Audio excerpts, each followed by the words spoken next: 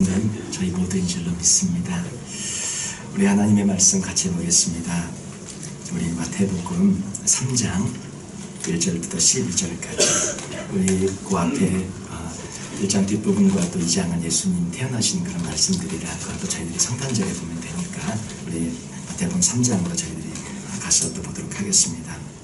3장 1절부터 12절까지 우리 다 찾으신 줄 알고 마태복음 우리 신약성경이죠. 첫 번째 있는 책이 바로 마태복음입니다. 3장 1절부터 12절까지 우리 한 절씩 돌아가면서 우리 교독하도록 하겠습니다. 그때에 세례 요한이 이르러 유대 광야에서 전파하여 말하되 회개하라 천국이 가까이 왔느니라 하였으니 그는 선지자 이사야를 통하여 말씀하신 자라.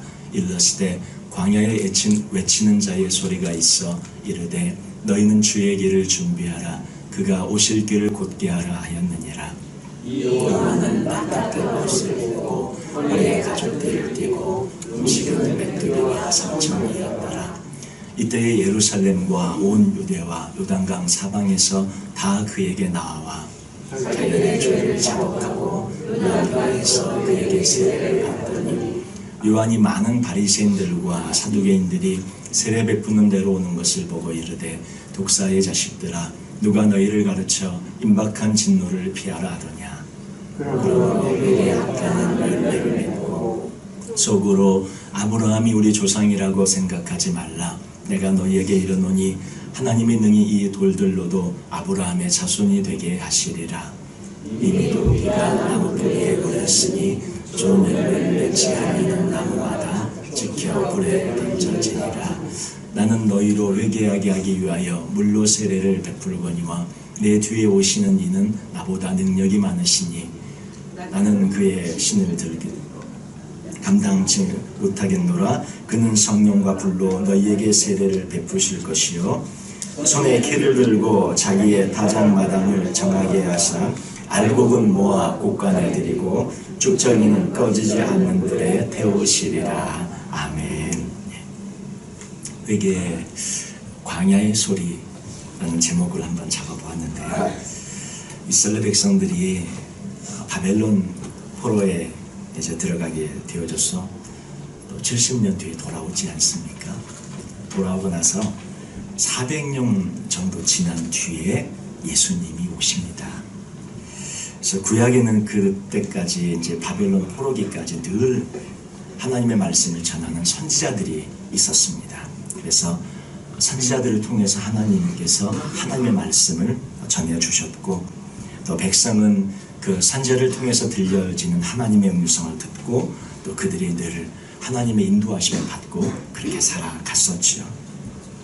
포로기에서까지도 선지자들이 있었는데 또 지도자들이 있었는데 다니엘이 포로기에 있었고 또 에스겔 선지자가 있었고 또 그 뒤에 에스더가 나오죠. 그리고 또 그때 느헤미야가 있었고 또 그 후에 수르바벨이 또 총독으로 되어져서 포로기안하고 돌아올 때 또 에스라가 또 있었습니다. 이런 사람들이 이제 포로기까지는 있었는데 포로로 돌아오고 나서 예수님 오시기까지 400년 동안 그 뒤에 400년 동안은 단 한 명의 선지자도 없었습니다.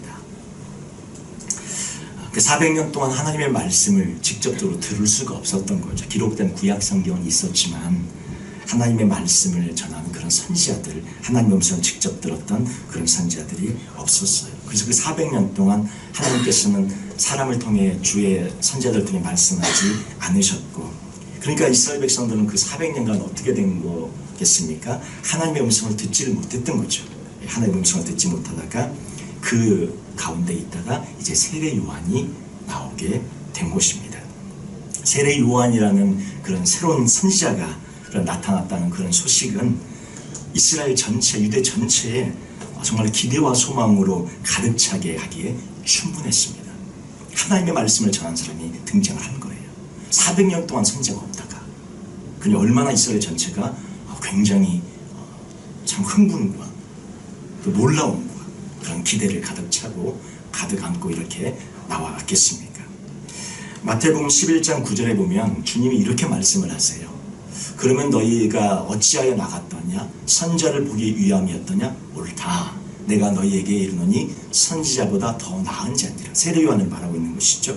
10절에 보면 기록된 바 보라 내가 내 사자를 내 앞에 보내노니 그가 내 길을 내 앞에 준비하리라 하신 것이 이 사람에 대한 말씀이니라. 예, 선지자라고 말씀하고서 요한은 그보다 더 큰 자라고 말씀을 하고 있습니다. 그래서 그의 말씀을 듣기 위해서 유다 전체 전역에서 사람들이 그냥 몰려든 것입니다.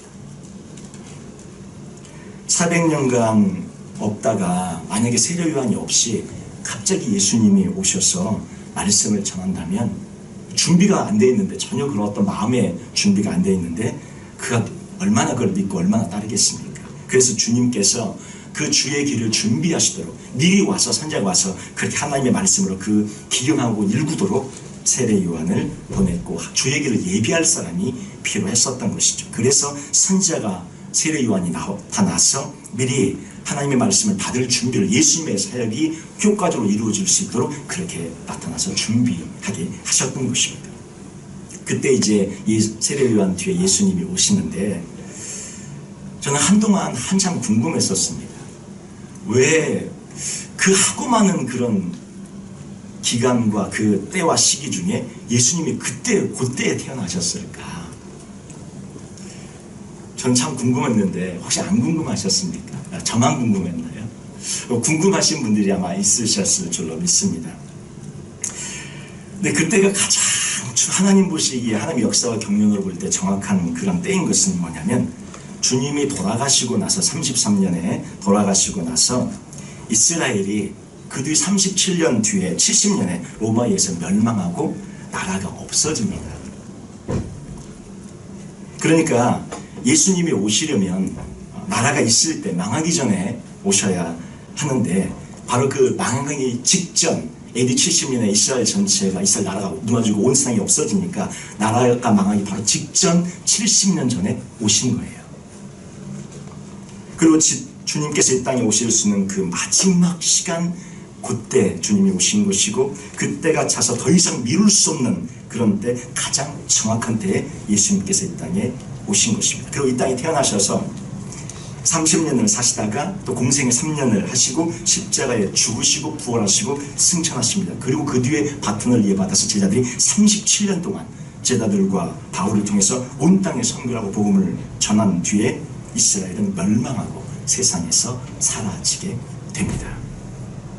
바로 이때가 하나님의 역사의 경륜이고 섭리고 하나님의 그런 역사하심을 볼 수 있는데, 만약에 예수님께서 그때 안 오셨다면, 나라가 없어져 버리죠. 예수 70년 나라가 없어져 버리니까, 나라가 있고 이스라엘 백성이 있어야 오시는데, 그럼 언제 오십니까? 2000년 동안 못 온 거죠. 지금 이스라엘이 언제 독립했어요? 1948년. 그러니까 만약에 그때 안 오셨다면, 그 마지막 시기에 AD 70년 무너지기 바로 그 직전에 예수님이 안 오셨다면 2000년 동안 오실 수가 없는 거예요. 그래서 1948년대 독립하고 나서 만약에 그때 이제 주님이 다시 오시기로 준비한다면, 신구약 중간기도 400년이란, 바벨론 포로 뒤에 400년이란 중간 기간이 있었는데, 그거 기간 없이 바로 그냥 1948년대 독립하고 한 20, 30년만 준비하고 오신다 그러면 아마 지금 공생애로 살고 계실 겁니다. 지금 오셨다면, 지금. 만약에 400년 정도의 중간기를 거쳐서 그렇게 준비시키고 오신다면 2348년에 주님이 오신다고 보면 아직 오시지도 않은 거예요, 예수님. 그러면 이렇게 되면 어떻게 됩니까? 온 세상은 주님을 기다리고 있어요. 아직도 기다리고 있어야 하고, 우리 이방인 된 저희들은 예수님을 아직도 모르고 살다가 그냥 구원도 받지 못하고 죽어야 하는 이런 상황이 되는 것이죠.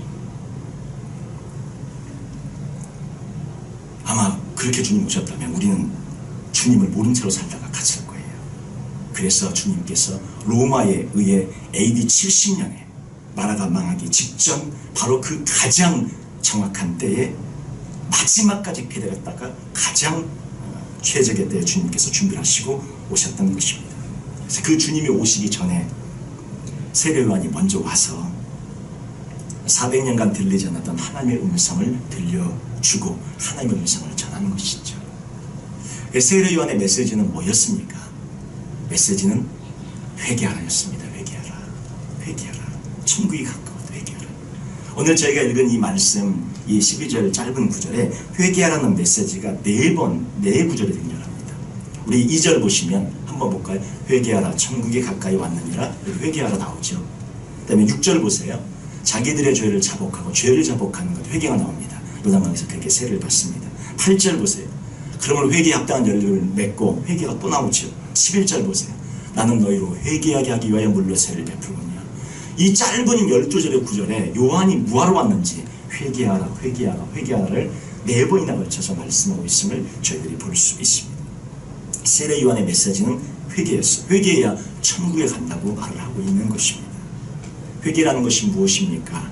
죄로부터 하나님께 돌아서는 것이고 죄로 인한 슬픔을 그 슬픈 마음을 갖는다는 뜻이고 마음의 변화를 하여서 전인격적으로 하나님을 향하여 돌이키는 것을 말씀하고 있습니다. 그것이 회개입니다.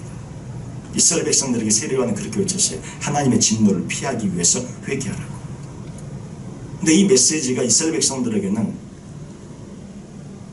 자기들은 선민이라고 생각을 했기 때문에 회개하고는 전혀 상관이 없다 이렇게 생각을 하고 있었던 이스라엘 백성에게는 충격적으로 다가온 것이죠. 아, 나도 회개해야 되는 존재였구나. 이렇게. 나는 이미 선택받은 사람인데, 나는 이미 의로운 사람인데, 나는 이미 선민인데, 그렇게 생각하는 이스라엘 백성들에게 세례 요한은 말합니다. 회개해야 한다. 예. 선민이 자동적으로 의로운 백성이 되는 것이 아니라 회개하는 자가 선민이고 회개하는 자가 하나님의 백성이고 회개하는 자가 천국에 들어온다고 세례 요한이 말씀하고 있는, 바로 예수님께서 전하고 싶은 첫 번째 예수 메시지도 뭐였습니까? 회개하라는 말씀이었어요. 예수님의 공생의 첫 번째 메시지. 그 메시지를 미리 세례 요한이 이스라엘 백성들 아무도 그렇게 생각하지 않고 있는데 자기들은 뭐예요? 선민이고 나는 이미 의로운 자라고 생각하고 있었어요. 바로 그 심각한 생각에 사로잡혔던 사람들이 바리새인과 사두개인들이었죠. 바로 그것을 세례 요한이 전하고 있는 것입니다. 죄를 회개하고 그 회개를 변화된 어떤 열매로 행위로 나타내는 자만이 진정한 천국에 들어갈 수 있다는 것을 말씀해주고 있는 것이고 임박한 진노를 심판을 피할 수 있다고 설교했던 것입니다. 아브라함의 후손이라는 것이 자동적으로 구원에 이르는 것이 아니라 회개에 합당한 열매를 맺는 자가 구원에 이른다고 말씀하고 있어요. 열매를 맺지 못하는 나무는 그 나무가 비록 하나님이 심으셨다고 해도 찍혀서 불에 던져 살라버린다고 말씀을 하고 있습니다. 근데 이제 문제는요, 회개를 하고 싶어요. 회개를 하고 싶어도 근데 회개하라는 소리를 누구로부터 들어야 되는데 누가 얘기를 해줘요. 전혀 회개에 대한 생각을 하고 있지 않는 경우에 자기는 의로운 백성이다, 선미이다 이렇게 생각하는데 회개하겠습니까? 누군가가 회개하라고 얘기를 해주고 회개 메시지를 들려줘야 되는데 그 말씀 자체를 들을 수가 없으니 어떻게 회개를 하겠습니까? 그런데 회개의 말씀이, 회개하라는 메시지가 선포가 되어졌다는 것이 세례 요한을 통해서. 근데 그 장소가 어디였냐 하는 것입니다. 어디에서 그 메시지가 선포됐어요? 광야에서. 그러니까 회개의 메시지를 들으려면 사람들이 전부 어디로 가야 돼요? 광야로 가야 돼요. 광야로. 3장 1절에 보시면 한번 보세요. 같이 한번 읽겠습니다. 그때에 세례 요한이 이르러 유대 광야에서 전파하여 말하되. 그때의 세례 요한이 이르러 유대 광야에서 메시지를 전했습니다. 바로 그것이 회개 메시지였고 그 메시지는 광야에서 전해졌습니다. 그러니까 회개하라는 말씀을 들을 수 있는 곳은 광야였고 광야로 가야만 세례 요한의 메시지를 들을 수가 있었습니다. 우리도 마찬가지입니다. 광야에 가지 않으면 회개하지 않습니다. 광야에 가서 낮아지고 겸비한 마음이 되어질 때 진정으로 회개하는 그런 마음에 저희들이 서게 되어지는 것입니다. 인생의 광야로 때때로 하나님께서 내모실 때가 있어요. 근데 그것은 우리가 저주받은 것이 아니고 심판받은 것이 아니고 특별히 이 안에 여러 가지 재수가 없어서 그런 것이 아니라 사실은 하나님의 큰 축복의 그런 길로 인도된 것입니다. 우리들 교회라는 교회 그 김양재 목사님, 여자 목사님이시잖아요. 아마 들어보신 적이 있을 거예요. 서울대 음대에서 피아노를 전공했던 분인데 굉장히 장래가 유명한 분이었습니다. 근데 건반 대신 결혼하고 나서 집에서 매일 걸레만 접고 걸레로 청소하고 엄청난 시집살이를 했습니다. 그때마다 자기의 모든 것이 좌절되는 거죠. 꿈도 좌절돼, 인생도 좌절돼. 마음은 아프고 힘들어 정신적으로 힘들고 괴로워서 걸레만 붙잡고 막 계속 삶을 살아야 하니 얼마나 꿈과 비전이 많았던 그 젊은 촉망받는 그런 한 여성이 얼마나 힘들었겠어요. 의사였던 남편도 결국은 또 사별하게 되어지고 그 삶이 완전히 무너지고 완전히 망가졌던 것이죠. 근데 처참한 그 삶 가운데서 유일한 소망은 성경밖에 없어가지고 성경만 붙잡고 묵상하며 살다가 위로를 받고 은혜가 점점 커지고 커져서 결국은 목회자까지 되어졌습니다. 온 성도와 함께 말씀을 묵상하면서 죄를 회개하고 무너진 가정을 세우는 목욕탕 목회라는 그런 목회를 하게 되어졌는데, 거기는 가면 다 죄고백이에요. 내가 잘못했던 회개하는 것. 그것이 많은 열매를 맺게 되어져서 이제 참 귀한 결실을 맺고 끝났나 보다 이렇게 생각했는데, 목회 14년째 고난은 끝난 줄 알았지만 그에게 또 고난이 찾아왔습니다. 이번엔 병으로 찾아왔어요. 3년 전에 유방암 진단을 받아서 극심한 그런 항암 투병 치료의 과정을 겪게 되어지고, 바로 그런 어떤 고난의 과정을 겪으면서 이렇게 목회하면서 지나가게 되어졌는데, 그분이 그런 고백을 해요. 고난은 축복이고 우리 앞에 닥친 여러 가지 환난과 어려움들은 하나님이 주신 축복의 도구라는 것을 늘 전하며 말씀을 했던 것을 기억을 합니다. 그분뿐만이겠습니까?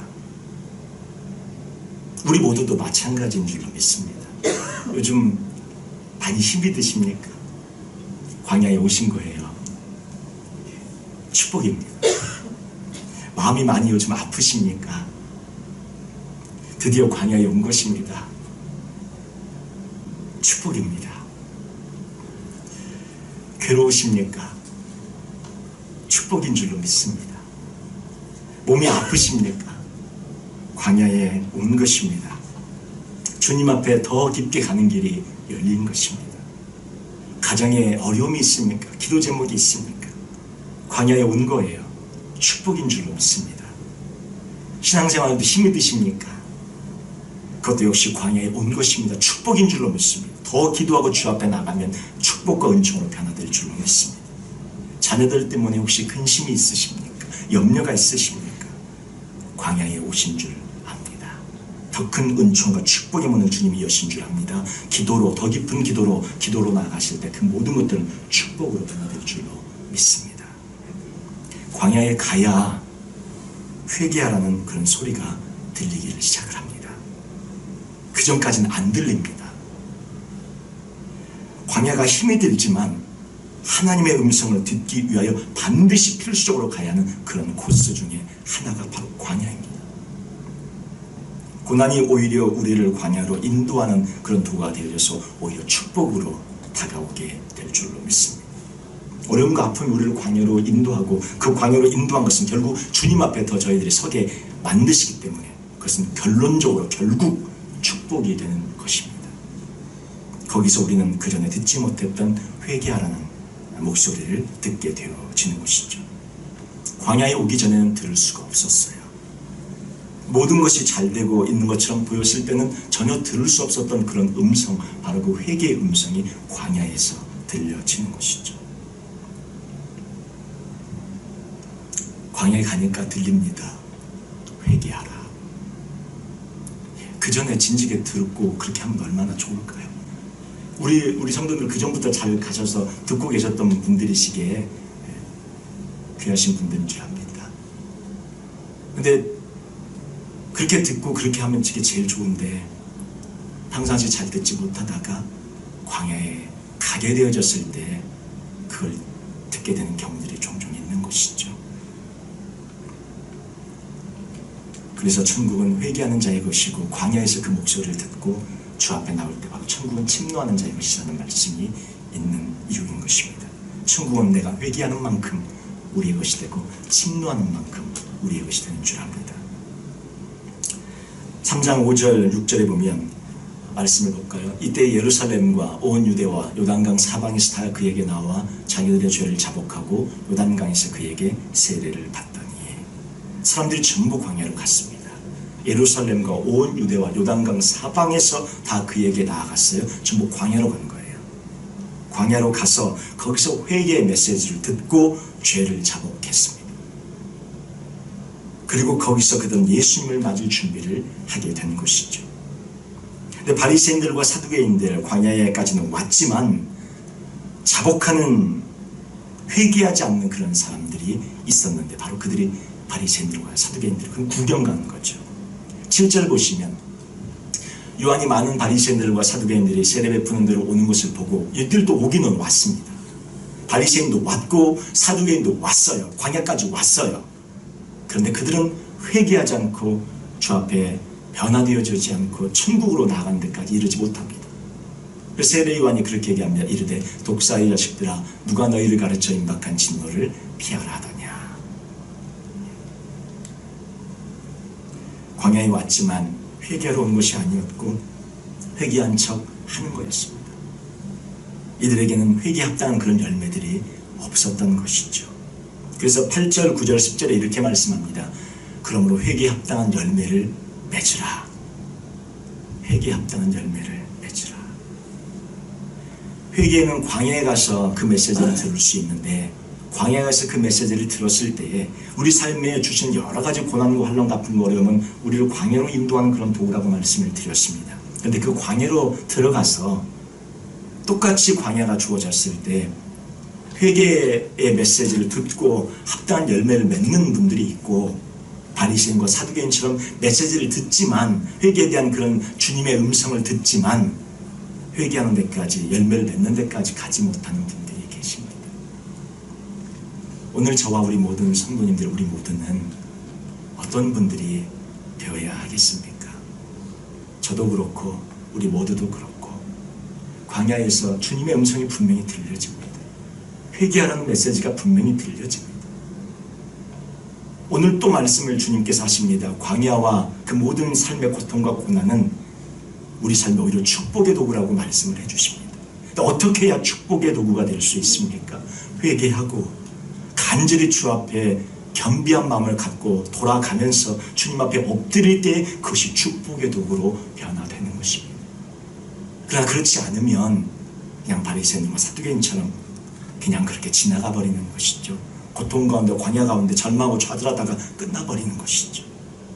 우리 앞에 닥친 수많은 고통과 고난, 광야를 우리는 축복으로 바꾸실 수 있는 특별한 은총과 은혜로 부르심을 받은 사람들입니다. 우리 광야를 축복으로 바꾸십시다. 우리 삶에 주님이 베풀어 주신 그런 고통과 고난도 주의 손에 들어가면 그것이 축복의 도구로 천국으로 들어가는 그런 문과 길로 열려지는 그런 도가 될 줄로 믿습니다. 우리 모두는 사실 이미 천국을 누리고 계신 분들이고 이미 창세전에 선택된 하나님의 백성들입니다. 우리 삶의 모든 것은 주님께서 이미 붙잡고 계시기에 은혜로 저희들이 살아가는 그런 삶인 줄로 믿습니다. 더 주님 앞에 그 천국을 누리고 싶지 않으십니까? 천국에 있다는데, 영생을 가졌다는데 왜 마음이 그렇게 걸걸한지 안 그러십니까? 천국은 맨날 누르고 있다고 뭐 목사님 얘기하지, 뭐 성경 말하고 있지, 뭐 그렇다고 하는데 진짜 느껴지지가 않는 거죠. 마음은 왜 이렇게 답답한지, 마음은 왜 이렇게 무거운지, 마음은 왜 이렇게 힘든지, 이게 우리의 딜레마예요. 그 천국을 누리시는 우리 모두가 되시길 바랍니다.